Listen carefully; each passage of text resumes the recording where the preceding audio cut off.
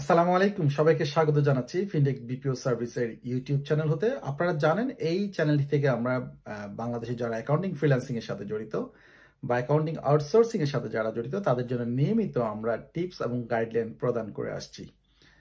আপনি এই চ্যানেলটি সাবস্ক্রাইব করে রাখতে পারেন। আজকে আমরা কথা বলবো বুককিপিং নিশ কি।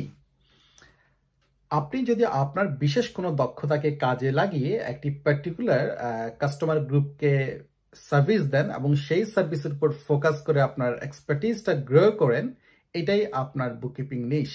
ধরুন আপনি চিন্তা করলেন আপনি ই কমার্স বুককিপিং ভালো পারেন, আপনি চিন্তা করলেন আমি শুধুমাত্র ই কমার্স বুককিপিং এর উপরেই ফোকাস করব এবং এই ক্ষেত্রে আমার দক্ষতাটা বৃদ্ধি করব। এটাই হবে আপনার বুককিপিং নিশ বা ই কমার্সটাই হবে আপনার নিশ। অথবা আপনি চিন্তা করলেন যারা রেস্টুরেন্ট ওনার তাদের কে টার্গেট করে আমি আমার সার্ভিসটা ডিজাইন করব এবং তাদের এই সার্ভিসটার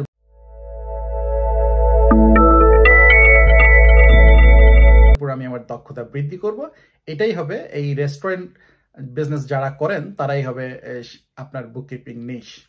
আচ্ছা, আজকে আমি 5টা কারণ বলবো যেই 5টি কারণে আপনি বুককিপিং নিশ ব্যবহার করতে পারেন বা বুককিপিং নিশ নিয়ে কাজ করতে পারেন।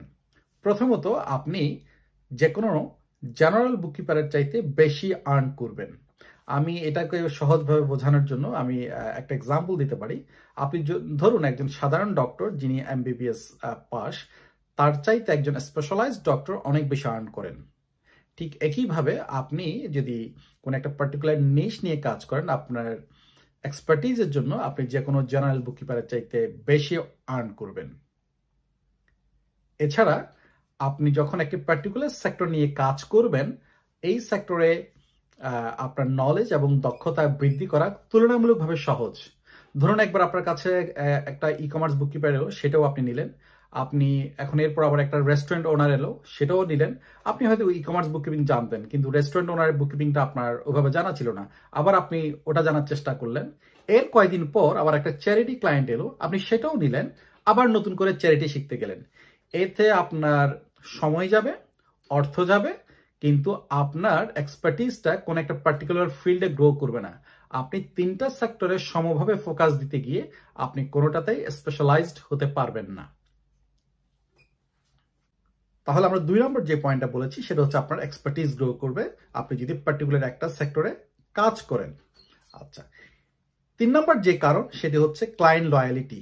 যেহেতু আপনি একটি পার্টিকুলার সেক্টরে খুব এক্সপার্ট হয়ে উঠবেন এবং ক্লায়েন্ট যখন জানবে আপনি শুধুমাত্র এই পার্টিকুলার সেক্টর নিয়ে কাজ করবেন, ক্লায়েন্ট আপনার প্রতি অনেক বেশি লয়াল থাকবে। ক্লায়েন্ট জানবে আপনি এই সেক্টরে স্পেশালাইজড বুককিপার।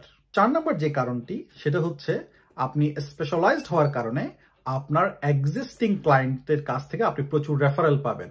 সাধারণত যিনি রেস্টুরেন্ট বিজনেস করেন তিনি তার যে সার্কেল সেখানে প্রচুর রেস্টুরেন্ট ওনার থাকাটা খুব ন্যাচারাল। যিনি ই কমার্স বিজনেস করেন বা অনলাইনে প্রোডাক্ট সেল করেন, স্বাভাবিকভাবেই তার যে সার্কেলটা হবে, তার যে ফ্রেন্ড সার্কেল, তার যে প্রফেশনাল সার্কেলটা হবে, সেখানে অনেক অনলাইন সেলার থাকবেন।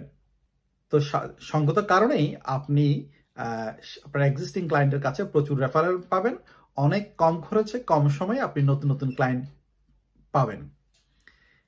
5 নাম্বার যে কারণ সেটা হচ্ছে আপনি যেহেতু একটা পার্টিকুলার গ্রুপ নিয়ে কাজ করছেন, তাদের পেইন পয়েন্ট আপনি বুঝে যাবেন। তারা কি ভাষায় কথা বলে, তারা কি ধরনের মাইন্ডসেট তাদের, সেটা যেহেতু আপনি জেনে যাবেন, আপনার মার্কেটিংটা অনেক বেশি সহজ হবে। আপনাকে ডিফারেন্ট মাইন্ডসেটকে নিয়ে কাজ করতে হবে না। একটা পার্টিকুলার বিজনেস গ্রুপকে নিয়েই আপনি স্পেশালাইজড যেহেতু হবেন, আপনি ওদেরকে নিয়ে একটা ফিক্সড মার্কেটিং প্ল্যান করতে পারবেন এবং সেটি বারবার ব্যবহার করতে পারবেন। এই 5টি কারণে আপনার অবশ্যই বুককিপিং নিশ থাকা উচিত। তাহলে দেরি নয়, আজকেই আপনি আপনার নিশ ঠিক করুন।